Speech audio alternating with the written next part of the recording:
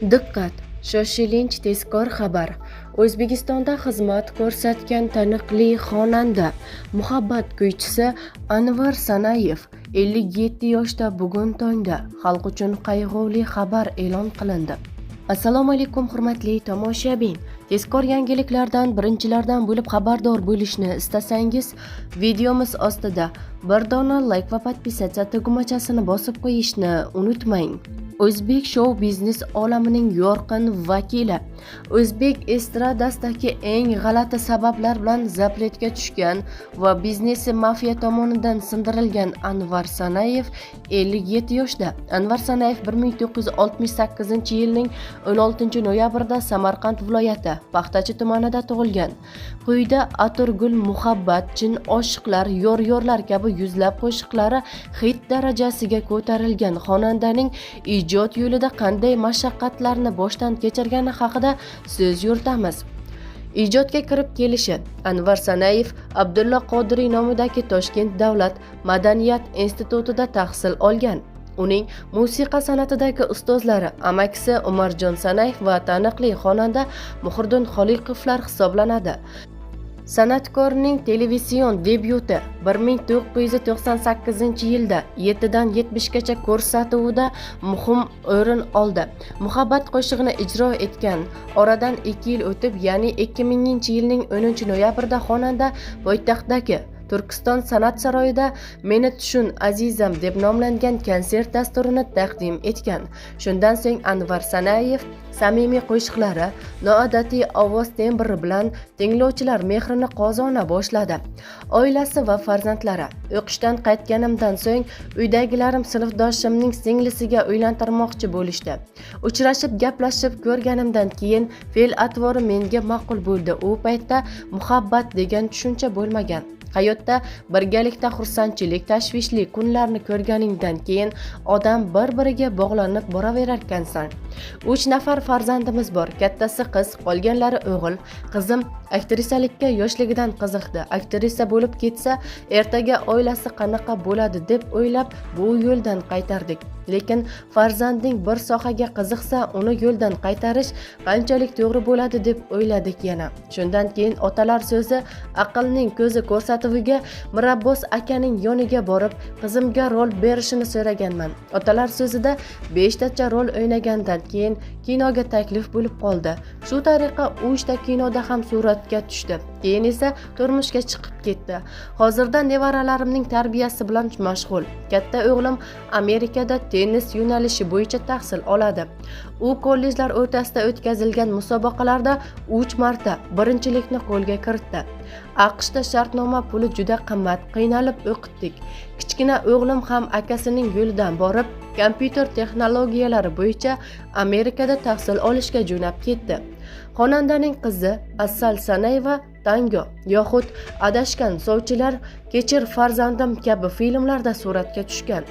Anvar Sanayev o'zbek shou-biznesidagi eng ko'p zapretga tushgan xonanda. Birinchisi amaldorning to'yi bilan bog'liq. Davlat rahbaridan bittasini to'yiga aytishdi. Buxoroga borib, o'sha to'yni o'tkazib kelasan deyishdi. Mayli, harakat qilamiz dedim. Bu uchun senga hech qanaqa pul to'lanmaydi. O'zing borib o'tkazib, o'zing qaytib kelasan deyishdi. Qanaqasiga? Men yonimdagi bolalarga ham o'zim pul to'larkanman desam, ha, shunday qilasan deyishdi. Bir katta odam shu gapni aytdi. Hozir u kishini nomini aytsam xafa bo'lib qolishlari mumkin. Ularda ham oila, bola chaqa bor. Shuning uchun nomini aytmagani ma'qul. Hech bo'lmasa samolyotga bilet qilib berishsin. Biz borib xizmat qilib kelaylik. Mayli, pul berilmasa berilmasin. Xabar ekan dedim. Yo'q, unday qilinmaydi. O'zing borib kelasan deyishdi. To'y kunini 3 oy oldindan aytishgan edi. Belgilab qo'ygandim. To'yga yaqin qolganda ertaga to'yga borish kerak deyishdi. Hech bo'lmasa borib kelishga texnika qilib berishsin. O'sha to'yni deb boshqa to'y olmaganman. Shunchalik kerak ekanman, boraman dedim. Hech qanday texnika qilib berilmaydi. Xohlasang 2 ta Jiguli qilib beramiz deb pastga urishdi. Yo'l uzoq, hech bo'lmasa samolyot qilib berishsa boramiz dedim. O'zing bilasan, lekin yaxshi ish bo'lmaydi deyishdi. Mayli, boshga kelganini ko'z ko'ramiz dedi. Ertasi kuni televideniyadan qo'ng'iroq qilib, nima ish qilgan eding? Bizga seni isming bilan zapret degan narsa keldi. Jiddiy odamlar ekan, rahbarlardan, maslahatchilardan ekan. O'ziga hech narsa demanglar deyildi. Deb shu bilan 5 yil hech narsa va hech qayerga chiqa olmadim. Hammaga og'zaki aytib qo'yilgan. Shu 5 yil ichida hamma nega ko'rinmaysiz, efirga chiqmayapsiz deb so'rashadi. Tushuntirishga, gapirishga ruxsat yo'q. Hech kimga hech narsa deya olmaymiz. Bir insonga havoni to'xtatib qo'ysa qanday bo'ladi? San'atkorga ham efir shu darajada kerakli vaqtlar edi. O'shanda internet yo'q, telekanallar sanoqli edi. Ikkinchi zapretga Yulduz Usmonova sabab bo'lgan. Birinchi zapretdan qutulib, albomlar taqdim qildim. Konsertlar bo'lib o'tdi. Keyin suhbatga chaqirishlar boshlandi. O'zbegim taronasi radiosiga suhbatda bordim. Zapretga tushishimdan oldin O'zbekiston xalq artisti Yulduz Usmonova bir suhbatida meni maqtadilar. Ularning so'zlaridan keyin muxlislar orasida yanada hurmatim oshib ketdi. Ungacha ular bilan shaxsan tanish emasdim. Yulduz Usmonovaga minnatdorchilik bildirish uchun konsertlarga katta gul ko'tarib bordim.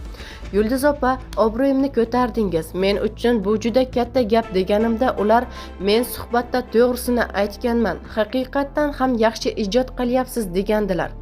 O'zbegim taronasidagi suhbatda qaysi ustoz san'atkorlarning qo'shiqlarini yoqtirasiz degan savol bo'ldi. Men Yulduz Usmonovani juda hurmat qilishimni, ulardek bo'lishimni, har bitta qo'shiqchi orzu qilishini aytdim.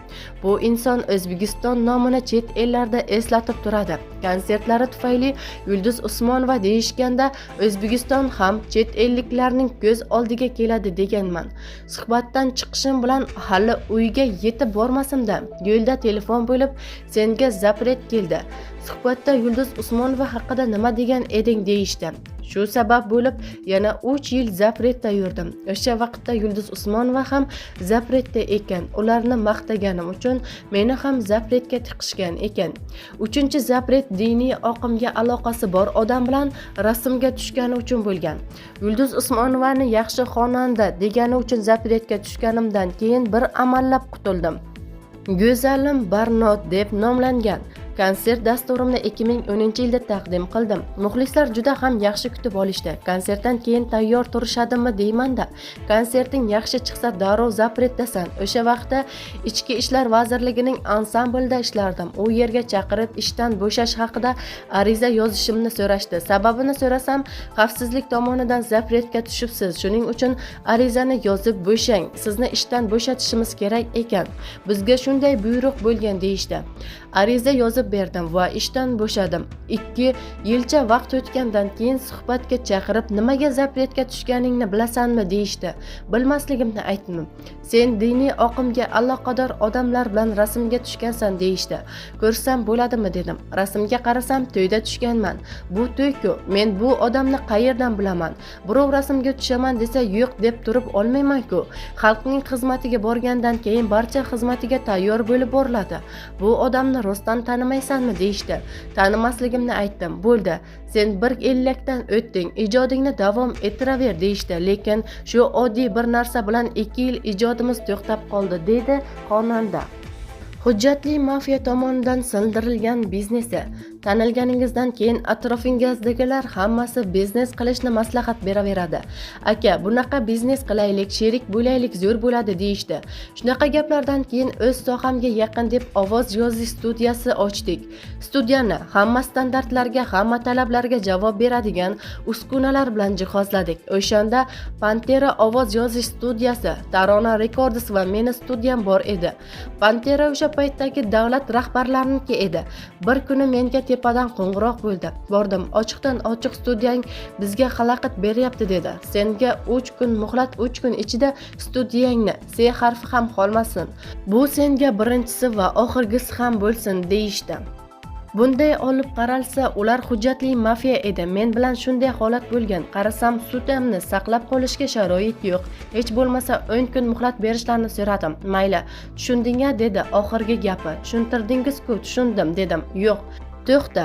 Sen menga odolgeniya qilma. Sen bu yerdan xursand bo'lib ketishing kerak. Bo'ldi. Boshqa bu bizneslarga aralashmayman deb xursand bo'lib ketsang, o'shanda tushunaman seni deyishdi. Xullas, o'z qo'lim bilan bunyod qilgan studiyamni o'z qo'lim bilan yo'q qildim. Jihozlarim hammasi chet eldan olib kelingan edi, deydi xonanda Anvar Sanayev bergan intervyusida.